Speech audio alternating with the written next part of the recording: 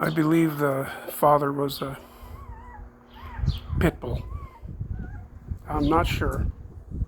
We'll be able to tell in about probably 3 weeks or a month. They're all hungry. That brown one just doesn't seem to want to eat, so I have to pick her up actually and put her right on the milk.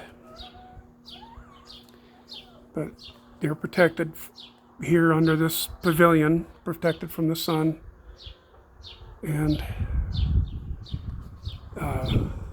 she's got food and water and broth with bread.